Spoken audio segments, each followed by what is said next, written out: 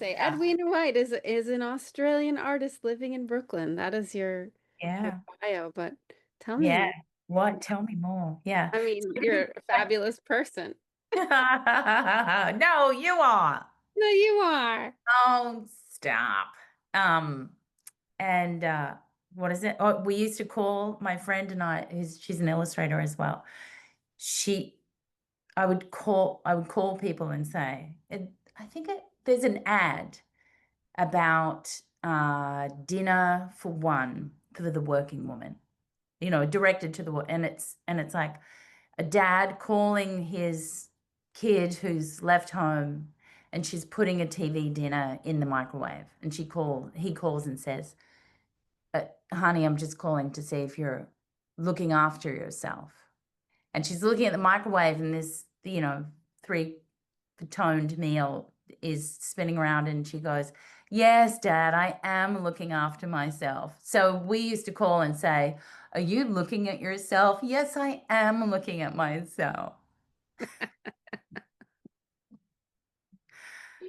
And what So do you what do see I when you're looking at yourself? what do I see? Yeah, Um, so when I have a choice, I veer towards clown. I'm clown. really going there. Yes. Going there. I have, it's like Halloween's really easy for me. I just have to pick something from there and recently I had to head in and talk to somebody that required me to be very brave and also not talk too much and do a lot of listening. So I dressed like a mime. So I dressed with a stripy shirt and Even now, that top I is do. very mimey. Yeah, it's very mimey. Yeah, yeah. It stops me from, I see myself and I go, shh. But it also helps you maybe not take yourself so seriously. Oh no, I can't. I don't look very convincing in serious clothes. Like the whole neutral wave, I can't. I look like an uncooked meat. You know, I don't. A sad sausage of a person. So I can't. Yeah. So I put on a bit of red lippy, just like my mum used to do. She Yeah. she would catch me crying, feeling the feels, and she'd say, "Darling, do you want, just a bit of red lipstick." I put on a show. But yeah, I'm still that person. Nothing else, but just a bit of red lippy So we introduce you as Edwina White, clown. clown. Unscary clown. Unscary So clown. I came out of college. I tried all different things, advertising, theater. In my first year, I did all sorts of things. I worked in radio. I just found and asked to do things with people. And so I'm working in film at the moment. I will be doing some animation for that film, but we're really at the front end of um, building a documentary about a crossing guard. There are lots of experiences that lead me to a job. At the moment, I'm also making a series of cushions and artwork for a children's store that's just opening up. But it's a woman who I met 10 years ago. She made my wedding top and I made her wedding illustrations. So now I'm coming out of a marriage and she's opening a store and has had kids fairly recently. So, and just, a year ago, I was trying to update some things that I believed in. And I thought, oh, I've got to have product so I can make money while I sleep because I come up with ideas really quickly, but making things, it slows me down. So I've made original works of art. They don't sell for they sell for a lot of money, but not an enormous amount of money. So as I keep making, I'm doing a lot of odd jobs, sometimes a lot of um, pitch work. Mm. I don't really earn very much, but I'm lucky because I have been involved in extraordinarily enriching projects. And so a lot of my community, a lot of the people that I work with are very, very dear friends who I have an enormous amount of respect for. So it's the New York story, right? It's me. I'm thrilled by the people that I work with, people I've got to know like you. Like there's all these things line up, and it might take 10 years for this friend and I to meet up again, but I know my client. I don't Mm. have to have a cold meeting. I Yeah. already have had a lot of laughs. I love her work. I'm inspired by where she's taken it, where she is Mhm. taking it, and I'm invited along to be a part of that. And my big question, of course, because the topic of this is Yeah. intuition. Where does intuition fit into that knowing of your client? Where does intuition fit into your choice making? I think there's a few things. I think there's something magical about it. There's the clown that always has been. There's the Sesame Street of my I as a kid, I would swim in the pool, I would play outside, we would make up games all the time. I was 70s kid. Um, I dress like my babysitters now, um, from then. Like I've just it's just I have a very warm attachment to that, but I also wanted to get the hell out of there. So, my intuition has told me a few things, and sort of a gut. I think, so when I was leaving Australia for New York, and I'd done a lot of work to do it, and I was chosen or asked to come, suggested by many people. So there were enough people to form a chorus. There wasn't any boyfriend holding me back or any particular job that was secure. So why not? So before I left, I started to get really nervous, and I just worked on a magazine, and I'd done this thing where before we got people in the room and showed them our very idiosyncratic magazine issue, the first and last of its kind. It's very beautiful, very remote, no advertising. Don't know why that failed, but no, not a failure, not a failure. But No, there's nothing. I had to. I was asked by the guy that I was working on the magazine to get up and speak because he was so shy, cripplingly shy, and he was very wise and great intellect, but it's really one-on-one for him. So I thought, oh my God, all these people with significant jobs and places in the design and art world are gonna, have me on toast. So it was July, and in July, it's very cold. It's the southern hemisphere, and I thought my nerves were overwhelming me. So I went to the beach and I ran to the water and I had a quick dip.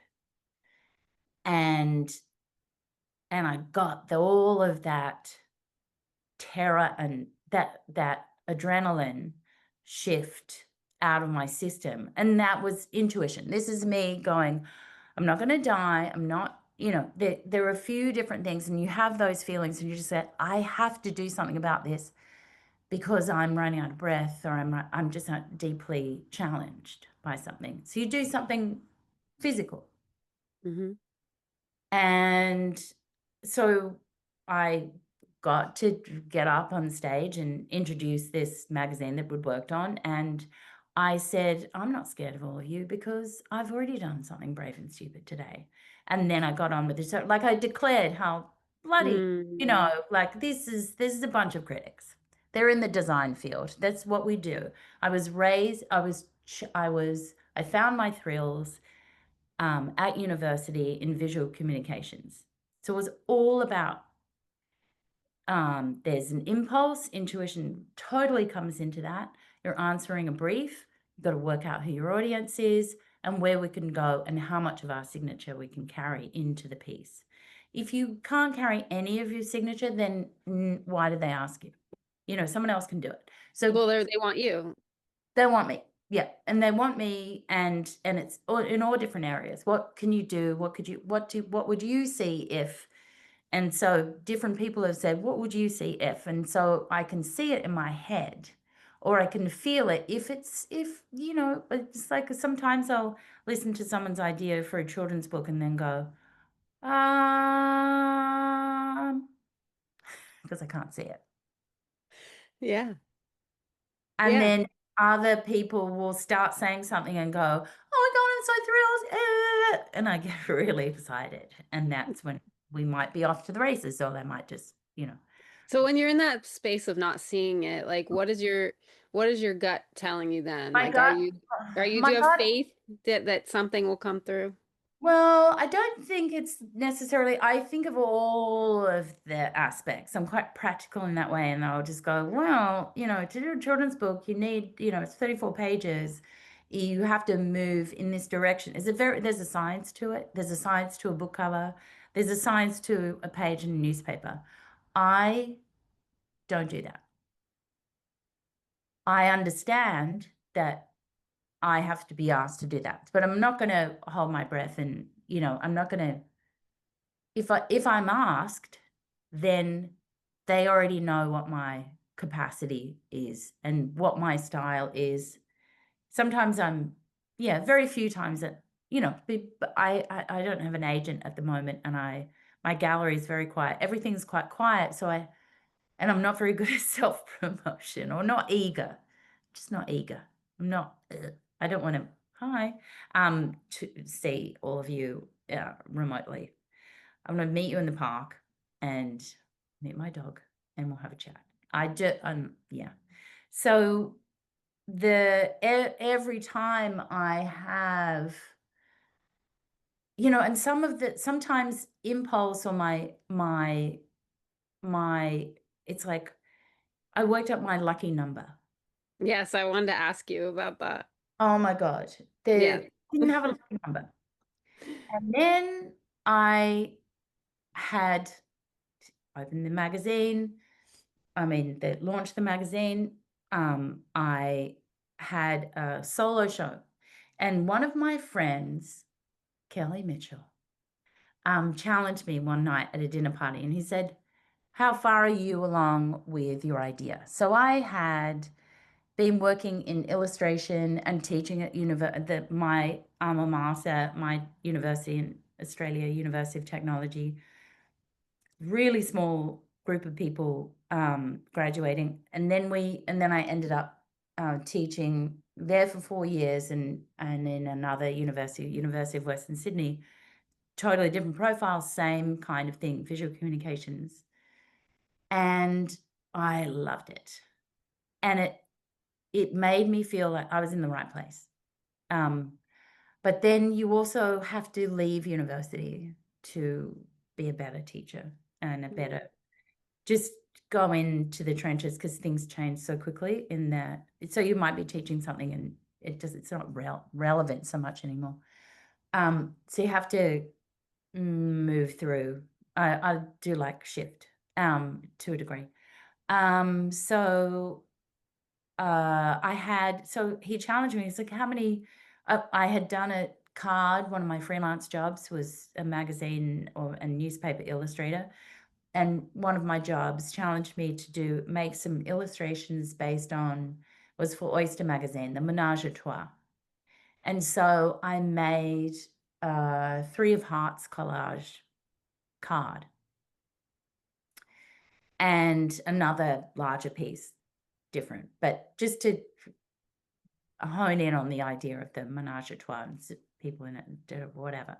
But then I looked at it and I was like, oh, now people had been saying you should have a show, and I'd been in group shows. But all of a sudden I was like, oh, when I saw it printed, I thought, oh, this works as a printed piece. If I have 51 more cards to go.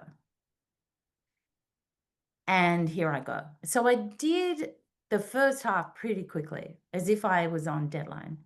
And then I wound out and I got involved in other projects, this, that, and the other. And then I was at this dinner party with a friend of mine whose work I adore as a person. I adore him. He's been in my university life for a long time. All dear friends all around. And he teased me about, he was like, how many cards have you done? I was like, 22. He said, how long did that take you? And then I realized, I was like, oh God, I did those very quickly, and then slowed down, doubted myself, started to unravel, started to Mm-hmm. do other things that other people saw that I could do, right? And then I was like, no, I've got to get back to it. And so I realized that some of the cards that I'd already made images for were not relevant if I wanted to do a series within a series. So there's the royal flush. So it's all these women who are hot and all of their spades go down like they're dripping. And then Do there you are have them with you right there? have them here. I would love to. And Yeah, I'd love to. yeah, and so the crazy thing is there's 10 of diamonds. They're all skaters. So it's called perfect pit something 10 something to do with perfection. Oh yeah, there's oh my God, there's So are they like that's it, the these three of cards hearts. are, oh, there's the ménage à trois. So it's Yeah. like they're also they're divination tools. Right. So a friend of mine then, that's 9 lives, cats. Hmm. Yeah. And then that's part of the royal flush. So I mean, the drawings aren't that great, but the idea is there. And so I was much more tough on myself. Yes, I hear I that. looked at it. And yeah, that's who I am because I teach and do. So, or have done that in my time. Anyway, so I had that show. All the people that I'd worked for on odd jobs with different clients or were at university, everyone came to the show. So I was donated the paper, the printing, and the photography from all different groups of people saying, oh my God, that sounds great. Let's go. I called the show 52 Pickup. My email address continually is 52 Pickup. And what I was saying was like, here are 52 cards, images thrown in the air, and you can pick them up. So it's in a gallery. So I sat the gallery show. The very first night, I had done this big image poster wall painting for a cafe that was above one of the main stations, train stations. And I hadn't quite worked out how to get paid for it. I'm not very good at quoting for myself. It was such a joy. Friends were involved. So, you know, so I was like, oh, you can pay me $600 or whatever. Anyway, they knocked on the door at the night on the like at the 10 minutes before the show opened with all these works. This is Elvis. It's got a rack of lamb. It's a roast. But, um and so they turned up with food. So I had catering. So if you didn't have enough to buy a painting, you bought a packet of cards. And you could play the cards. I made sure that you can play the cards. So I had a packet of cards when all of a sudden I earned a lot of money in one night. I had all these odd jobs, but suddenly I had 17 grand. And I was like, I'm going on a holiday.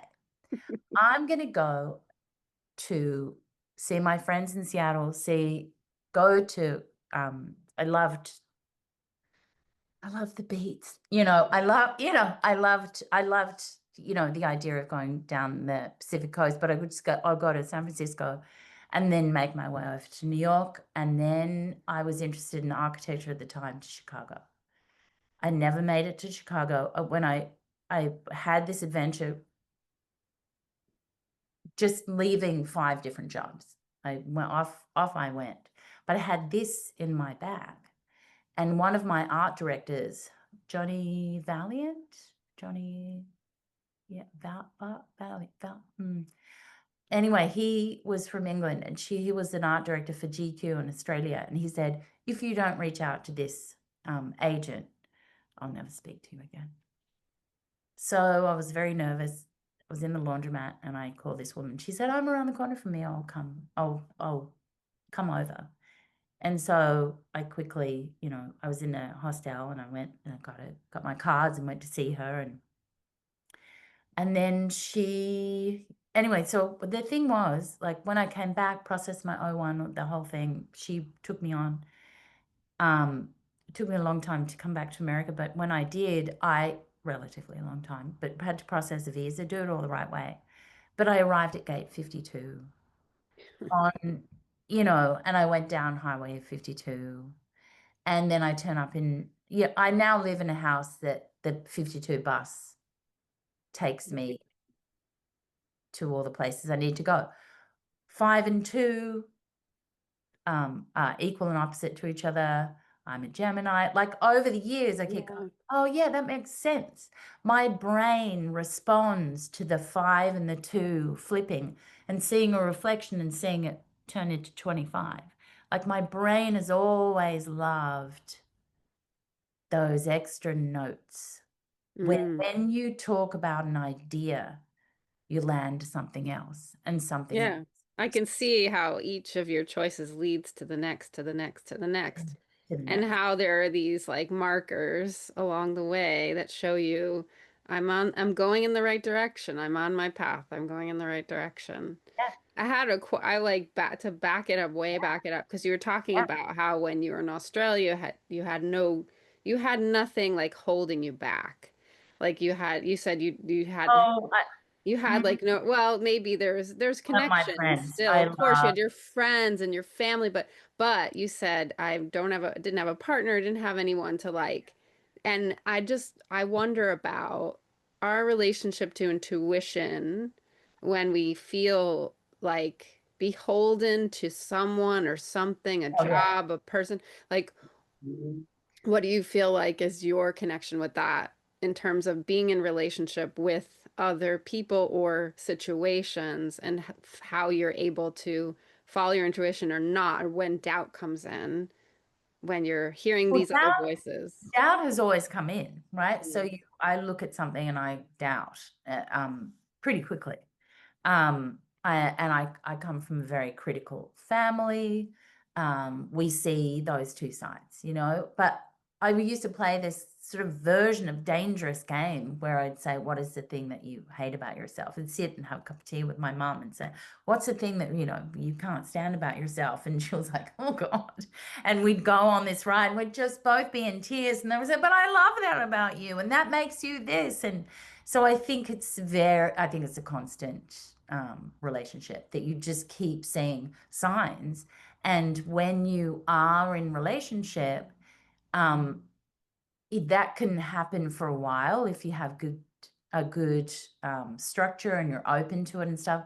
But it can get very clouded, especially I know that with me, I get into um, I get into a support mode Hmm. because if someone's not in full flight, maybe they need